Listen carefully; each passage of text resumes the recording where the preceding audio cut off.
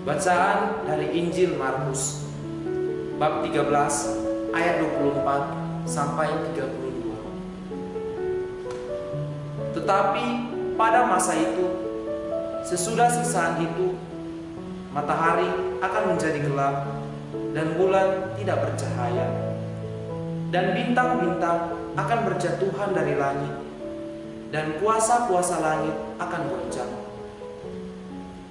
Pada waktu itu, orang akan melihat Anak Manusia datang dalam awan-awan dengan segala kekuasaan dan kemuliaannya. Pada waktu itu pun, Ia akan menyuruh keluar malaikat-malaikatnya dan akan mengumpulkan orang-orang pilihannya dari keempat penjuru bumi, dari ujung bumi sampai ke ujung langit. Tariklah pelajaran dari perumpamaan tentang pohon ara. Apabila ranting-rantingnya melembut dan mulai bertunas, kamu tahu bahwa musim panas sudah dekat. Demikian juga, jika kamu lihat hal-hal itu terjadi, ketahuilah bahwa waktunya sudah dekat, sudah di ambang pintu.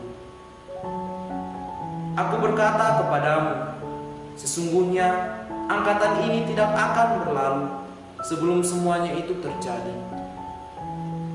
Langit dan bumi akan berlalu, tetapi perkataanku tidak akan berlalu.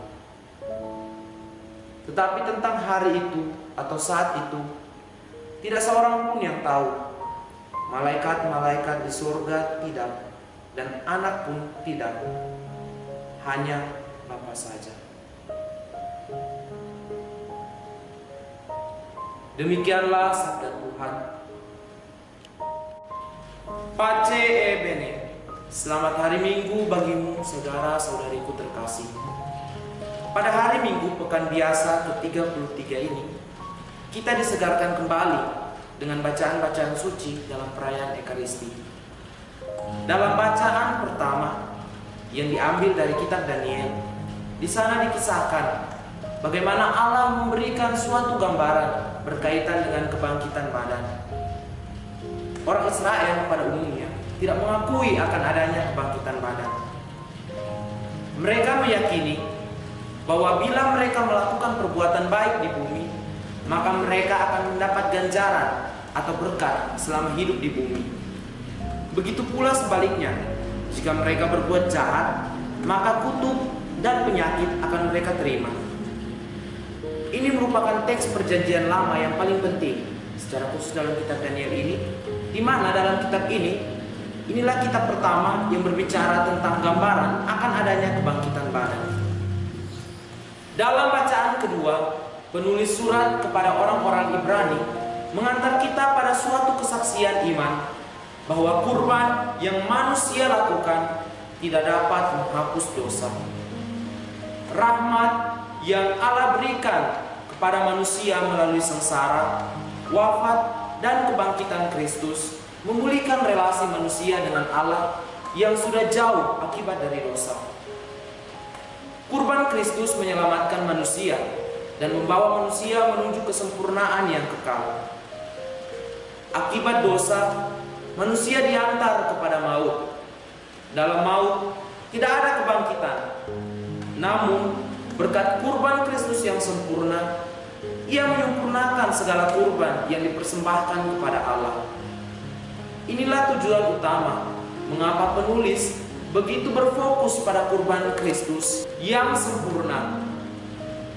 Ia ingin menyatakan imamat Kristus, di mana kurban yang dipersembahkan oleh Kristus menjadi kurban keselamatan bagi semua orang, dan kurban tersebutlah yang mengalahkan maut sehingga ada kebangkitan badan.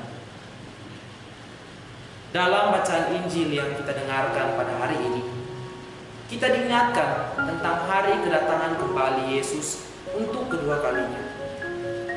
Setelah Yesus wafat dan bangkit, Yesus memulihkan relasi manusia dengan Allah yang rusak akibat dosa.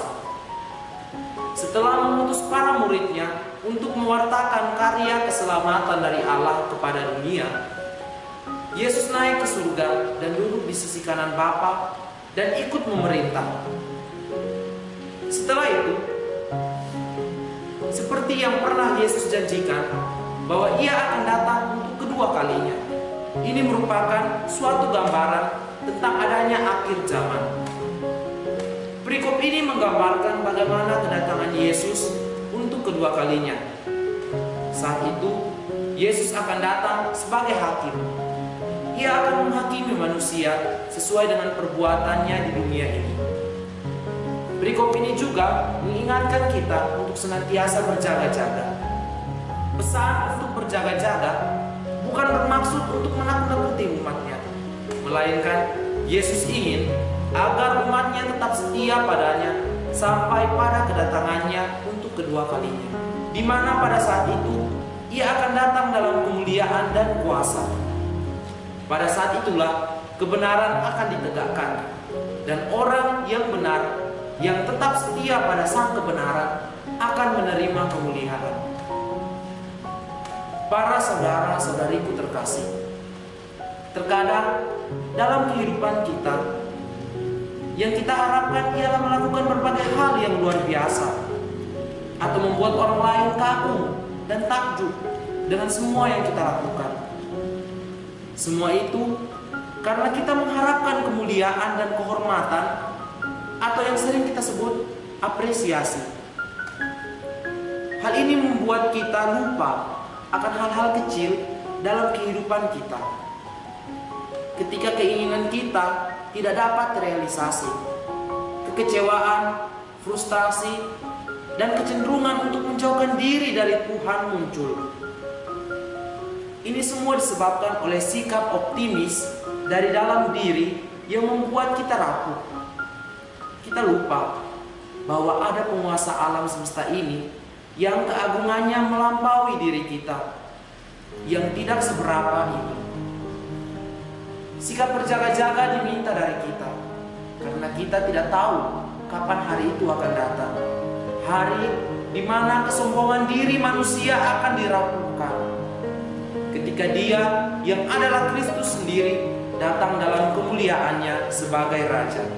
Para saudara-saudariku terkasih, semoga melalui bacaan-bacaan suci hari ini kita disadarkan kembali agar kita senantiasa berjaga-jaga, karena kita tidak tahu kapan waktu tersebut tiba. Tidak banyak yang diminta dari kita selain kesetiaan padanya. Kesetiaan itu kita bentuk dari sekarang, sehingga ketika Ia datang, kita didapati tetap setia dan juga tetap taat pada kehendak-Nya. Mari kita mulai lagi, sebab sampai sekarang, sampai saat ini, kita belum berbuat apa-apa. Amin.